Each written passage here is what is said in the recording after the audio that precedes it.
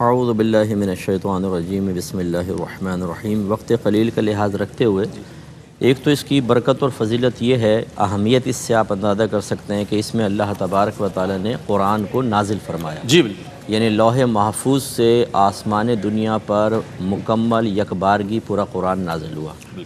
اللہ تعالیٰ فرماتا ہے شہر رمضان الذی انزل فیہ القرآن، کہ یہ وہ مہینہ ہے جس میں اللہ تبارک و رمضان کا وہ مہینہ جس میں اللہ تعالیٰ نے قرآن کو نازل فرمایا۔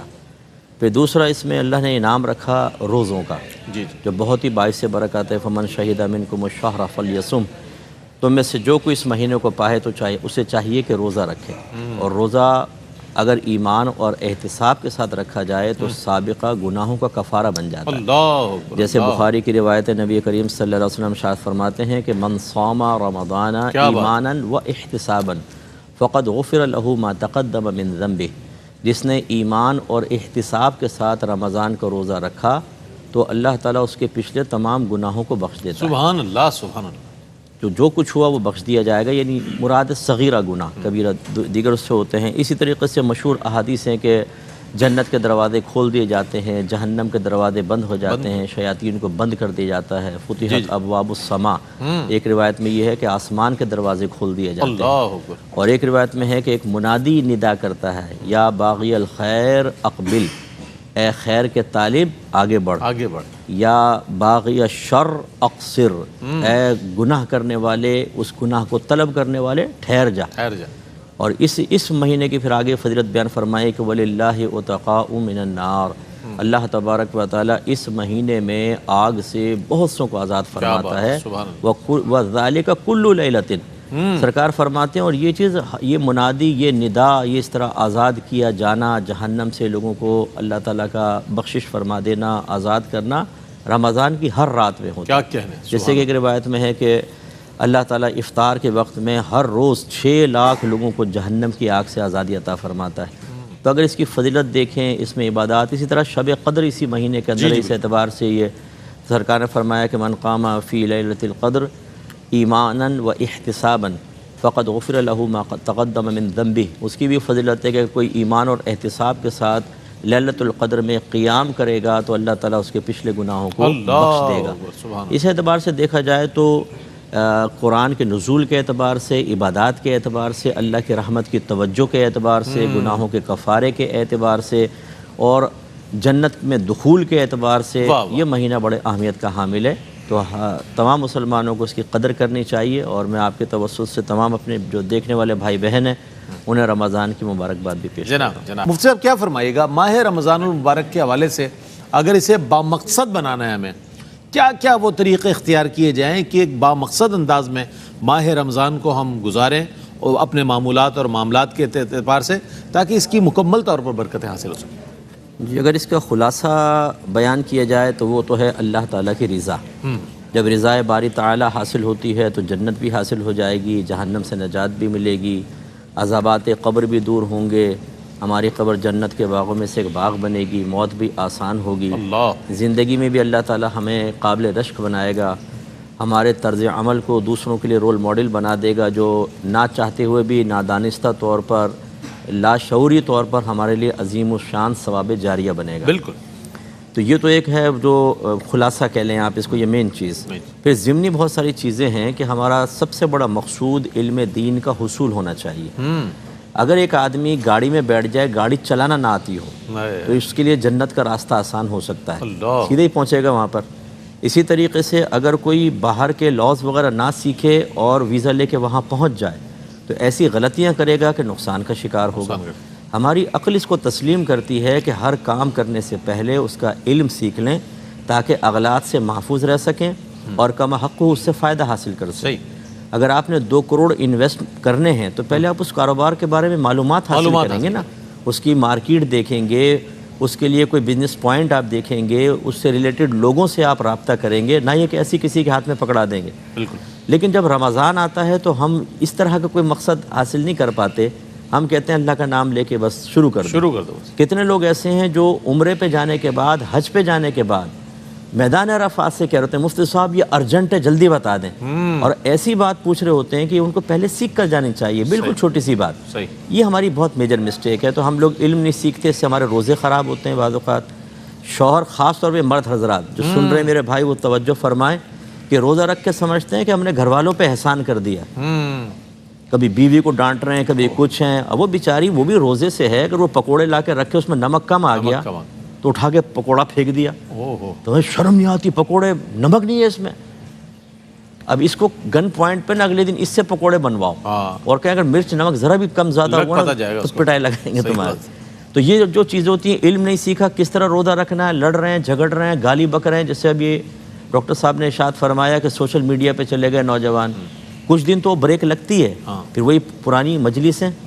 گوپال نے تو روزہ نہیں رکھا نا، ڈیوڈ تو نہیں رکھا، ٹینا نے تو نہیں رکھا ہوا، زلیخا بھی بغیر روزے کے، ان کے ساتھ جب آدمی بیٹھتا ہے تو روزے دار کا روزہ ہی ختم ہو جاتا ہے، اگلے دن روزے رکھنا مشکل ہو جاتا ہے۔ تو خلاصہ کلام یہ کہ سب سے پہلے علم دین، اس کے بعد اس کے تقاضے کے مطابق عمل، جیسے حضرت صاحب نے معمولات کا ذکر فرمایا کہ رمضان کے کیا کیا معمولات ہیں، کیسے ادا کرنے ہیں، ان میں اغلاط سے کیسے محفوظ رہنا ہے، اچھوں کے ساتھ رہ کر ان کو ادا کیا جائے۔ تیسری جو بہت بنیادی چیز ہے وہ خطاؤں سے محفوظ رہنا، گناہوں سے محفوظ رہنا، خصوصاً 5 وقت نماز۔ جی ہم نے شروع میں دیکھا ہے کہ مسجدیں اتنی بھری ہوتی ہیں کہ وضو خانے پر بھی لوگ کھڑے ہوتے ہیں، بالکل ایسا ہی، اور پھر ایسے سمٹتے ہیں، منظر کل رات کو بھی دیکھا گیا، ایسے سمٹتے ہیں جیسے برف کی سل، آہستہ آہستہ وہ پرانے بابے شابے کھانسنے والے بیچارے وہ بزرگ رہ جاتے ہیں، باقی سارے نوجوان غائب۔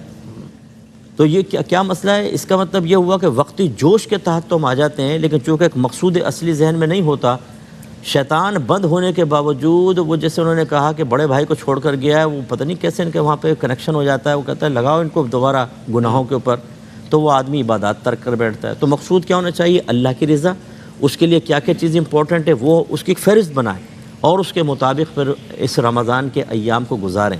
اور آخری بات یہ ہے کہ صرف اپنے لیے نہیں، اپنی فیملی کے لیے بھی ایک مقصود متعین کریں۔ بعض اوقات انسان خود اچھے کام کر رہا ہوتا ہے، بچ رہا ہوتا ہے، لیکن بیوی کی طرف سے غافل، بچوں کی طرف سے غافل۔ جو ایک والد کو، ایک سرپرست کو اپنے بیوی بچوں کی تربیت کرنی چاہیے اور انہیں نیکی کی طرف مائل کرنا چاہیے، برائی سے روکنا چاہیے، وہ اس سے غافل ہو جاتا ہے۔ یہ بھی غلط چیز ہوتی ہے کہ اگر عدم تربیت کی بنا پر نیکی کا حکم کرنے یا برائی سے نہ روکنے کی بنا پر، اور نیکی کا حکم نہ کرنے اور برائی سے نہ روکنے کی بنا پر گھر والے گناہ کریں گے تو سرپرست کی گرفت ہے۔ بالکل کلکم راعین و کلکم مسئول عن رعیتہ، تم میں سے ہر شخص نگہبان ہے، اس سے اس کے ماتحت کے بارے میں کویسچن ہوگا۔ تو اس لیے اگر ہم سب بہن بھائی ایک تو ٹارگٹ یہ بنا لیں، اللہ کی رضا حاصل کرنی ہے، اور وہ گناہ سے نہیں ہو سکتی، وہ بے عملی سے نہیں ہو سکتی، وہ سستی سے نہیں ہو سکتی، وہ کاہلی سے نہیں ہو سکتی، وہ دوسروں کو گناہوں پر لگانے سے نہیں ہو سکتی۔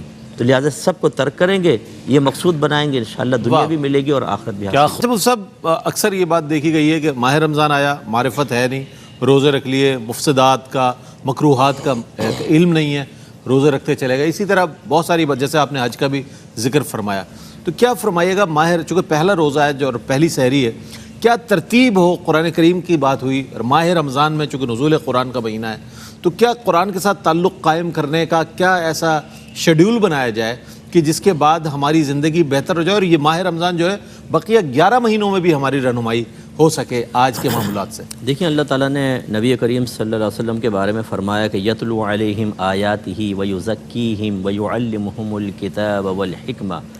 یہ نبی ان صحابہ کے سامنے قرآن پاک کی تلاوت کرتے ہیں۔ اب یہ تلاوت تو وہ مدر لینگویج تھی ان کی، یقینی سی بات ہے کہ ظاہر تو سمجھ میں آتا ہے۔ پھر نبی کریم صلی اللہ علیہ وسلم ان کا تزکیہ نفس فرماتے ہیں، بالکل، اور تیسرا پھر انہیں کتاب اور حکمت سکھاتے ہیں۔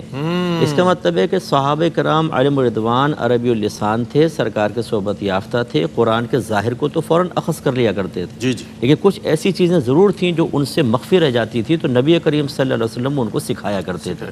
تو جب صحابہ کرام سرکار کے صحبت یافتہ اور عربک لینگویج سمجھنے والے وہ قرآن سیکھنے میں سرکار کے محتاج ہوئے، تو جو ہماری مدر لینگویج بھی نہیں ہے اور ہم قرآن کو ترجمہ تفسیر سے بھی نہ پڑھیں تو کیسے اس کی مکمل برکات حاصل ہوگی؟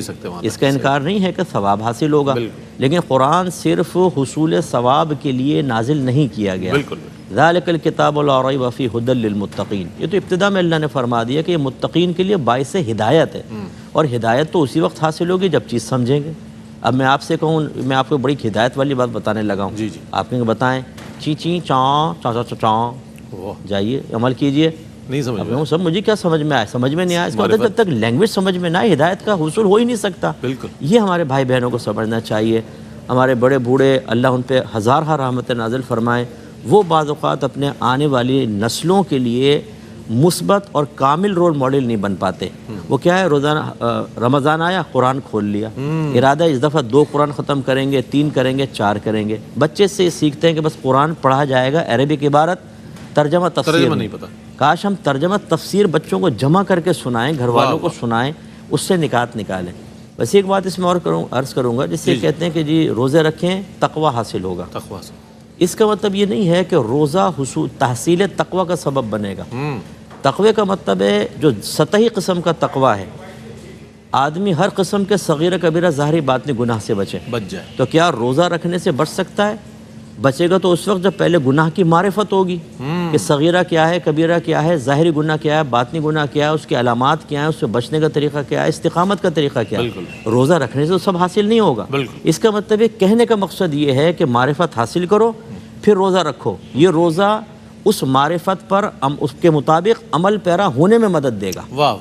پھر آپ کے لیے تقوی آسان ہو جائے گا. بالکل. لیکن ہم لوگ لعلکم تتقون ڈھونڈ رہے ہیں روزے کے اندر بغیر علم کے، بغیر علم. اسی لیے تو مل نہیں رہا. یہ بالکل ایسے ہے جیسے ایک زمین کے اندر خزانہ ڈھونڈ رہے ہوں، حالانکہ اس میں ہے ہی نہیں، کھودتے جائیں کچھ بھی نہیں ہوگا. تو یہ بس ہماری ایک میجر مسٹیک ہے. صحابہ کرام علم سیکھتے تھے، اس کے تقاضے کے مطابق عمل کرتے تھے، ان کے درجات بلند. ہم علم نہیں سیکھ رہے، عمل کی طرف آ گئے ہیں. وہ عمل بعض اوقات ہو جاتا ہے کہ جس کو کہتے ہیں تکا لگ جانا، کہ ہم گناہ سے بچ کر یا غلطیوں سے بچ کر پورا کر لیں. اور اکثر ایسا ہوتا ہے کہ عبادات کا ویسا ثواب نہیں ملتا. نبی کریم صلی اللہ علیہ وسلم فرماتے ہیں بعض اوقات بندہ 60 برس تک نماز پڑھتا ہے لیکن اس کی ایک بھی نماز قبول نہیں ہوتی، کیونکہ کبھی رکوع صحیح کرتا ہے تو سجدہ غلط کر دیتا ہے، سجدہ صحیح کرتا ہے تو رکوع غلط کر دیتا ہے. ایک روایت میں فرمایا بعض نمازی ایسے ہیں کہ جب نماز پڑھ کے چکتے ہیں تو وہ نماز یہ بد دعا دیتی ہے کہ تجھے اللہ ویسے ہی برباد کر دے جیسے تو نے مجھے برباد کیا. اور ایک روایت میں سرکار فرماتے ہیں بعض نمازی مسجد کے دروازے سے باہر نہیں نکلنے پاتے، لیکن ان کی نماز پرانے کپڑے کی طرح لپیٹ کے ان کے منہ پر مار دی جاتی ہے. عبادت ہو رہی ہے، ضائع ہو رہی ہے. وجہ کیا ہے؟ علم کا نہ ہونا.